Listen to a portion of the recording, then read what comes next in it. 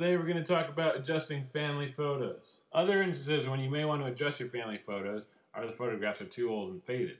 You forget to include a family member, or you want to do little things and get some family members out of there that you'd rather not have in there.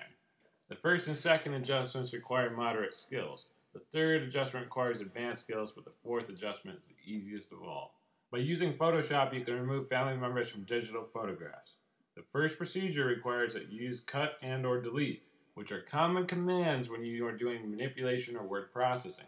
Using Photoshop selection tools, you would select these family members, then delete them using cut or delete. However, after removing the members using this procedure, you will have unusual or negative spaces in their places.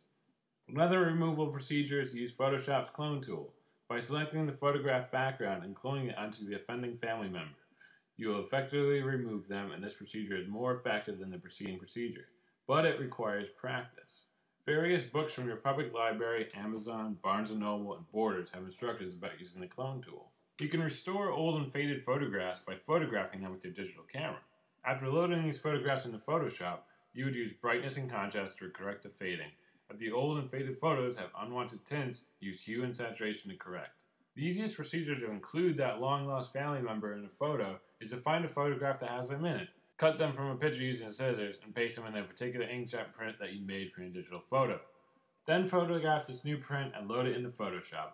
From within Photoshop, you can use the various tools to smooth the edges around the new family member. When using more advanced procedures to add family members, you will often need to recreate scenes by making them larger. The backgrounds must be humanist with the subjects. The lighting must be consistent. In the same photo, you cannot combine backlighting from frontal lighting unless you are creating a surrealistic photograph.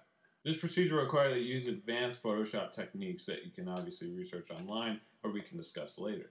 Now we get to the easiest method, adjusting family photos by using Fanical frames. Here your frame shot creates cutouts in the borders from die pitch, tri-pitch, and other pitches. By placing family members beyond the cutouts in the picture frames, you would be adjusting the family photos by adding them to larger compositions. A die pitch has two humanist photos, a tri-pitch has three, a harmonical photo, a harmonist photo, and of course other ties would consist of more than three cutouts. To make the easiest procedure for adjusting family photos more interesting and maybe artistic, vary the cutout sizes, orientations, and shapes. You can also use colored, matte borders, or wood or metal frames. Die etch and tri-etches usually require custom frames in odd dimensions, maybe 36 width with 12 height. Frame shots can quickly and satisfactorily assemble such odd sizes, but certainly these custom frames will cost more than conventional frames. Hopefully you've learned what you need to do with your family photos if you need to fix anything, and hopefully this has been beneficial to you.